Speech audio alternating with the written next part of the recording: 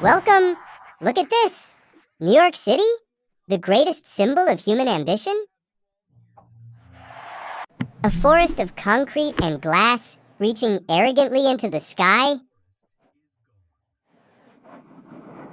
But if you listen closely, you will hear a sound other than the traffic sirens. It is the sound of the ground groaning. New York is sinking. On average, 2 millimeters every year. In some areas, it is sinking twice as fast. Over 1 million buildings, weighing a total of 1.7 trillion pounds, are crushing the Earth's crust. While the city sinks, the ocean rises, a deadly pincer movement. Climate change is no longer a forecast. It is banging on the front door. Summers melt the asphalt. Winters bring paralyzing blizzards. So what will New York do? Accept its fate as the second Atlantis? No, the engineers and architects have chosen to fight back.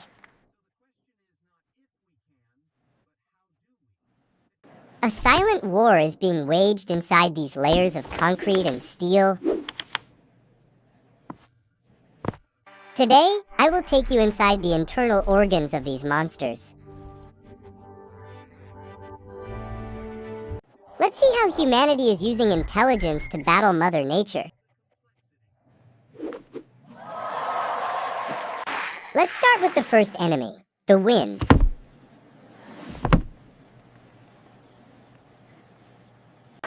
This is the era of the pencil towers, absurdly thin and dangerously high.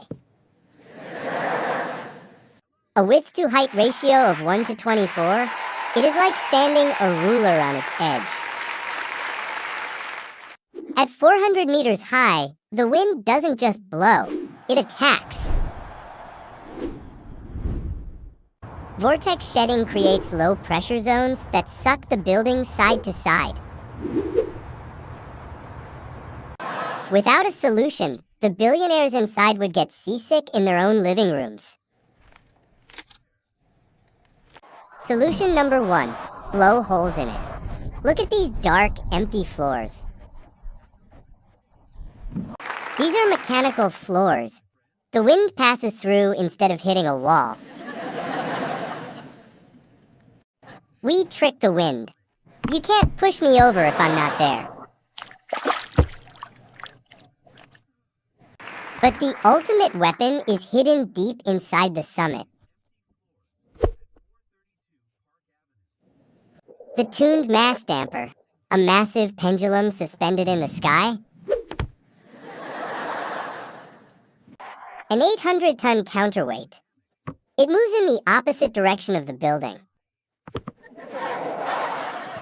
When the storm pushes right, the sphere stays left, pulling the tower back.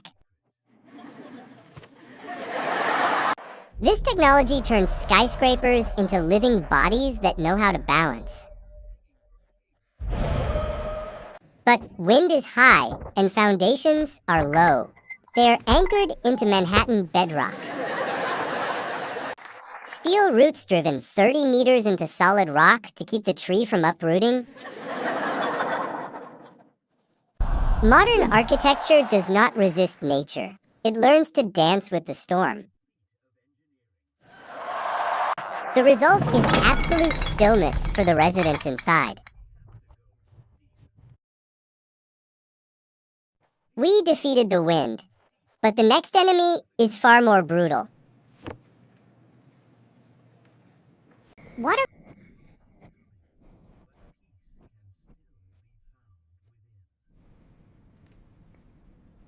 In 2012, Hurricane Sandy taught New York a painful lesson. Lower Manhattan went dark. Basements flooded. The power grid failed. The biggest mistake? We placed the heart of the building, the power in the basement. Salt water and electronics? A destructive combination. Lesson 1. Move up. New buildings place mechanical systems on the 20th floor. At 55 Water Street, they spent $1 billion to relocate infrastructure upwards. But how do you stop water entering the lobby? Normal glass will shatter instantly. Lesson 2. Mobile fortresses. Aquafence barriers can be assembled in hours. It uses the weight of the water itself to anchor the wall. Genius. Or even cooler, invisible steel gates hidden in the sidewalk that flip up on alarm. What about elevators? If the shaft floods, compressed air can destroy the cabin. Engineering solution: turn the elevator into a piston to vent the air safely. But the biggest shift is mindset, from block the water to live with it. This is sponge architecture. Parks designed to accept the flood. They absorb floodwater, filter it, and release it slowly when the tide recedes. Instead of building ugly concrete walls separating humans from the sea, we create public spaces with true resilience.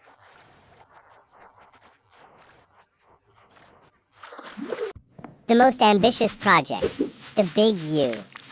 A green necklace protecting Lower Manhattan. It is a flood barrier, a park, and a piece of art all in one.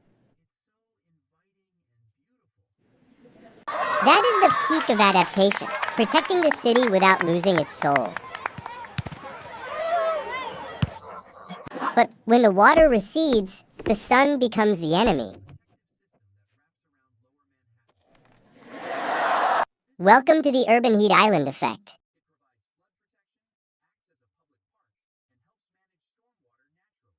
Concrete and asphalt trap heat by day and release it by night. The city never cools down. And the biggest culprit, the glass boxers of the 20th century. Glass traps heat perfectly. In summer, they turn buildings into giant microwave ovens. We burn billions of dollars in electricity just to cool these ovens down. New York has passed judgment. Local Law 97. Reduce emissions or pay massive fines? The green race has begun. Look at the legendary Empire State, a 90-year-old building. They didn't demolish it. They removed 6,514 windows. They inserted a super insulating film and pumped gas between the panes. Risola keeps 98% of winter heat in and blocks 99% of summer sun. Saving $4.4 million a year, a lightning-fast return on investment. What about new buildings? Look at one Vanderbilt. They built massive rainwater tanks to cool the air conditioning system. Making their own electricity with natural gas and using the waste heat to warm water. Not a joule of energy is wasted. That is circular economics. And the simplest solution, green roofs. The Javits Center transformed 7 acres into a garden. It drops roof temperatures by 10 degrees and houses thousands of birds. Architecture isn't just serving humans. It is starting to serve the ecosystem. Let's talk materials. Concrete emits too much carbon. The future is wood. Not regular wood, cross-laminated timber, stronger than steel, lighter than concrete. Trees suck carbon from the air, building with wood traps that carbon forever. We are seeing the rise of the timber skyline in Brooklyn. And smart glass, windows that tint themselves when the sun gets too harsh. No more blinds.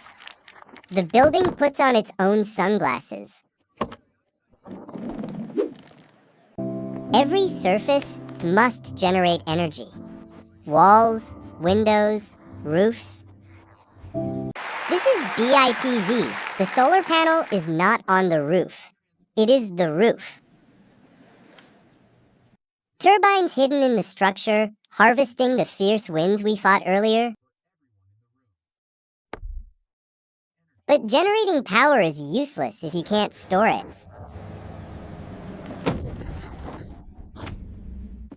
Buildings are becoming giant batteries, stabilizing the city's grid. The ultimate goal: passive house? A building airtight like a thermos flask? It needs almost no heating or cooling. It runs on the body heat of the people inside. Look at Cornell Tech, the largest passive house residential tower in the world. Filtered fresh air, silence, and practically zero energy bills.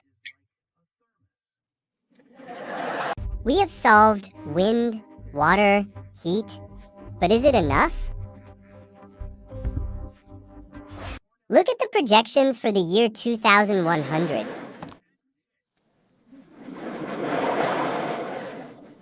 When Mother Nature truly gets angry, concrete and steel are just toys.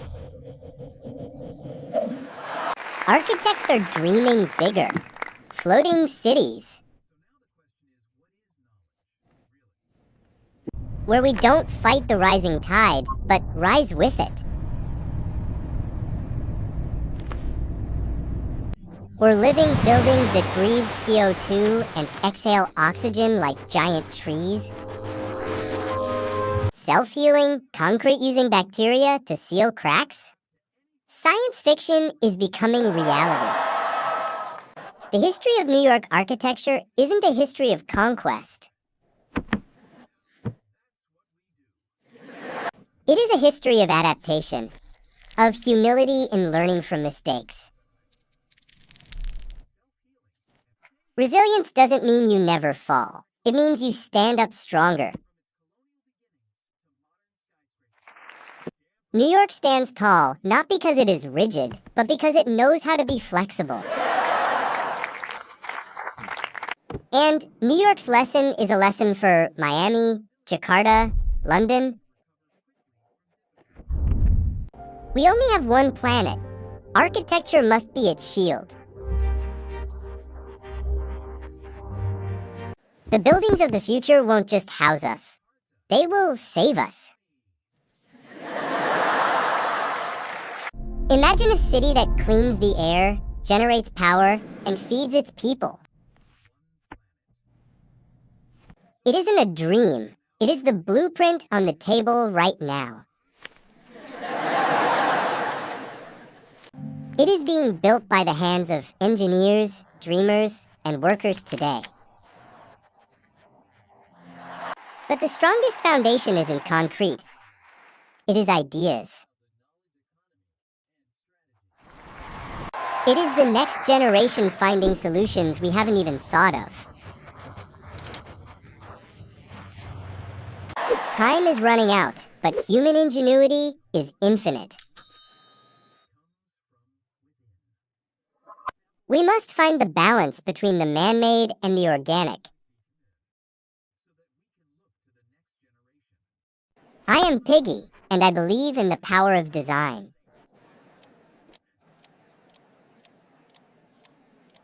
Build your knowledge by hitting that subscribe button.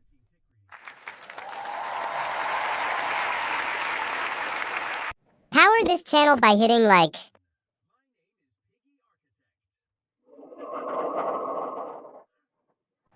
building amazed you the most? Tell me in the comments. Thank you for watching.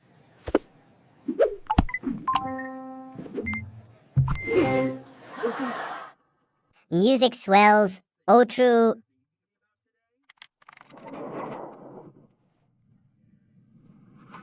See you in the next breakdown.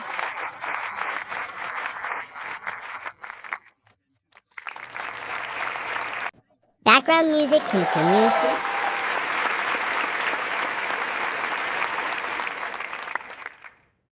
Stay curious.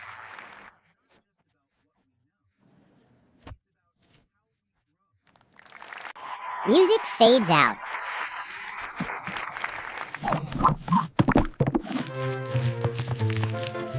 Bonus fact, did you know that Chrysler gargoyles are actually car parts? They're modeled after 1929 Chrysler radiator caps. Speed and style. Or the secret train platform under the Waldorf Astoria for the president? Track 61, still there, waiting for a train that never comes. The Flatiron Building created downdrafts that lifted skirts. Police had to chase men away. To prove the Brooklyn Bridge was safe, P.T. Barnum marched 21 elephants across it. Those wooden water tanks, they aren't old junk. They're essential for water pressure. Wood swells when wet, sealing the tank perfectly. Plastic can't do that. Central Park looks natural, but every hill and lake was man-made with gunpowder. The stars on the Grand Central ceiling are painted backwards. God's view, they claim. Lady Liberty wasn't always green. She was brown copper for the first 30 years. The High Line proves we can turn industrial scars into urban flowers. New York is full of secrets. Keep looking up.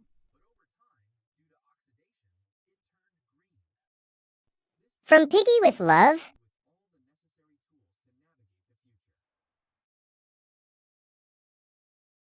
silence